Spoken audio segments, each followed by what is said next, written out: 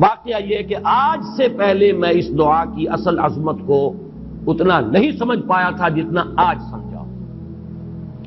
یہ جو عظیم دعا ہے جس میں اتنی لجاجت، اتنی ہیوملٹی حضور نے اختیار کی ہے جس سے آگا کے سوال نہیں. اللہم انی عبدک وابن عبدک وابن امتک.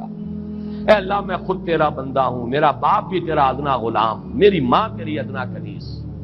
فی قبضتک، میرا پورا وجود تیرے قبضہ قدرت میں ہے، تیرے ہی اختیار میں ہے.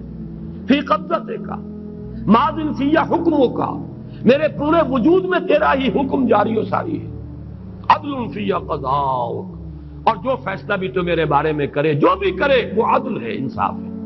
کہ ہر چساقی ما ریخت عین الطاف، ماض فی حکمک عدل فی قضاؤک ناصیتی بیدک، میری پیشانی تیرے ہاتھ میں ہے، جدھر چاہے موڑ دے.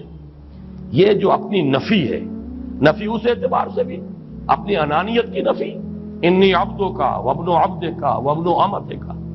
پھر اپنے وجود کی نفی، اپنی مرضی کی نفی، اپنے اختیار کی نفی. فی قبضتک ماض فی حکمک ناصیتی بیدک عدل فی قضاؤک.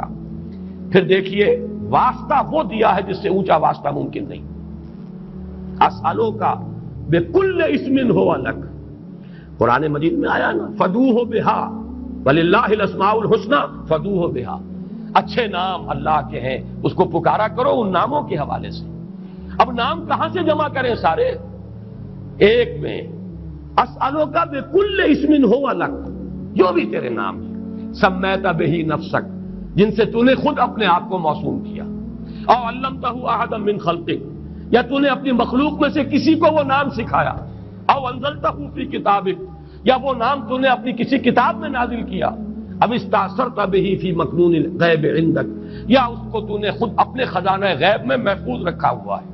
تیرے وہ نام بھی ہیں جو تو نے کسی کو ابھی سکھائے ہی نہیں، تو نے اپنی کتاب میں کسی میں نازل ہی نہیں کیے.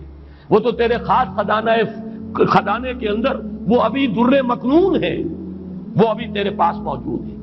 یہ اس سے بڑا اب واسطہ کیا ہوگا؟ مانگا کیا ہے؟ ذرا غور کیجیے.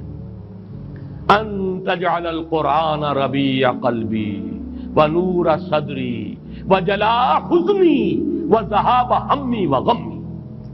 استدعا میں یہ کر رہا ہوں پروردگار، اس قرآن کو میرے دل کی بہار بنا دے، میرے دل کا نور بنا دے. نور صدری، ان تجعل القرآن ربیع قلبی، میرے دل کی بہار، ونور صدری، میرے سینے کا نور، وجلاء حزنی، یہ حزن جو جس سے کہ محمد دو چار ہے صلی اللہ علیہ وسلم، یہ وہ کیفیت جو ہے قبض کی، اس کو دور کرنے کا ذریعہ بنا دے اس قرآن کو. جلاء حزنی وذہاب ہمی وغمی، اور میرے ہموم، میرے تفکرات، میرے غموں کو دور کرنے کا ذریعہ بنا دے. یہ عظیم دعا آج سورۃ الضحیٰ پر غور و فکر کرتے ہوئے، ویسے تو میں تقریباً 30 برس سے اس دعا کا مبلغ ہوں، اس لیے کہ جب میں نے یہاں کام شروع کیا تھا لاہور میں، جو تقریریں کی تھی مسلمانوں پر قرآن مجید کے حقوق کے نام سے جو شائع شدہ ہیں، اس پمفلٹ کے آخر میں نے یہ دعا درج کی ہے. یہ اصل میں کچھ مختلف احادیث میں ٹکڑے آئے ہیں، کہیں کوئی ایک ٹکڑا کم ہے، کہیں دوسرا کم ہے. میں نے بڑی تحقیق کر کے تمام روایتوں کو جمع کر کے پھر اس کو مرتب کیا ہے، اور وہ بڑی خوبصورت میں نے اس کی سیٹنگ کی ہے، اور وہ اس کتابچے کے آخر میں ہے. اللہم انی عبدک وابن عبدک وابن امتک فی قبضتک ناصیتی بیدک ماض فی حکمک عدل فی قضاؤک اسألک بکل اسم ہو لک سمیت بہ نفسک او علمتہ احدا من خلقک او انزلتہ فی کتابک او استاثرت بہ فی مکنون الغیب عندک ان تجعل القرآن ربیع قلبی ونور صدری وجلاء حزنی وذہاب ہمی وغمی. یہ وہ کیفیت ہے، اور وہ قرآن جو اس کیفیت میں سب سے زیادہ پر تاثیر ہے وہ یہ قرآن ہے، ان دو صورتوں پر مشتمل قرآن، سورۃ الضحیٰ، سورۃ الانشراح. والضحیٰ واللیل اذا سجا ما ودعک ربک وما قلی وللآخرۃ خیر لک من الاولی ولسوف یعطیک ربک فترضی الم یجدک یتیما فآوی ووجدک ضالا فہدی ووجدک عائلا فاغنی.